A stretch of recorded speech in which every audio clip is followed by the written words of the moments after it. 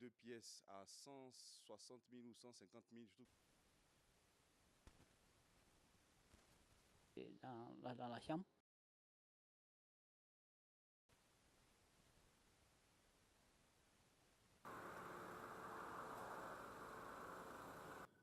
Mètres carrés ou bien 80 mètres carrés.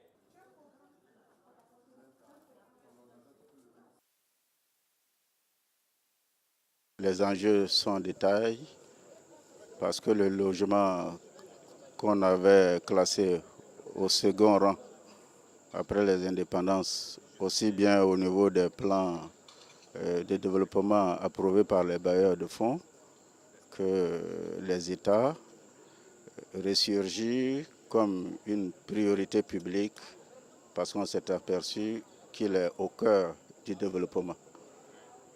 Donc, tous les chefs d'État, lorsque vous observez les plans de gouvernement, les plans de développement, ont inscrit le logement au rang des priorités à travers de vastes programmes qui sont initiés par-ci et là. En Côte d'Ivoire en particulier, le chef de l'État, le président Alassane Dramane Ouattara, au cours de son premier mandat, a lancé une première opération de 60 000 logements. Et après, il a déclaré récemment qu'il fallait en moyenne 50 000 logements par an. Le Premier ministre lui-même, tout à l'heure, bien sûr, s'adresse d'abord à vous-même. Merci. Cela situe. Nous avons mis en place récemment au Sénégal un fonds de garantie pour l'accès au logement social et un fonds de garantie au logement.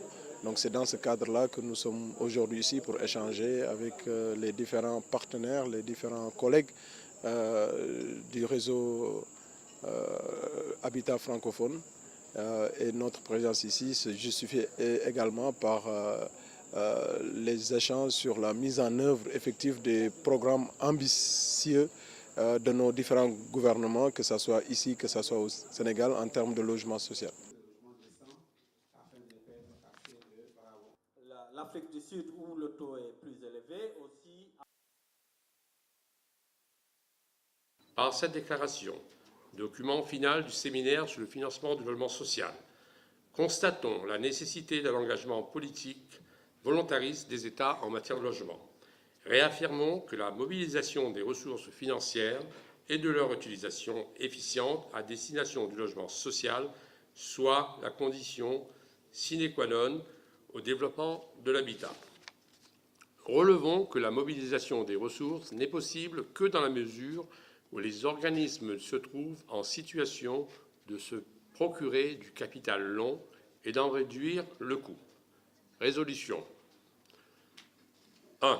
Interpellons les plus hautes autorités des États à faire du logement une priorité publique. 2. Demandons que la part du budget des États de l'espace UEMOA et CEMAC affectée au programme d'habitat soit de 20 à 40% du PIB. Demandons des mesures incitatives, notamment l'allocation de ressources conséquentes aux instruments, outils et mécanismes intervenant dans le financement du logement. Relativement au foncier, résolution numéro 4, demandons aux États de prendre des mesures et de mener les réformes nécessaires pour la mise à disposition d'un foncier sécurisé et viabilisé.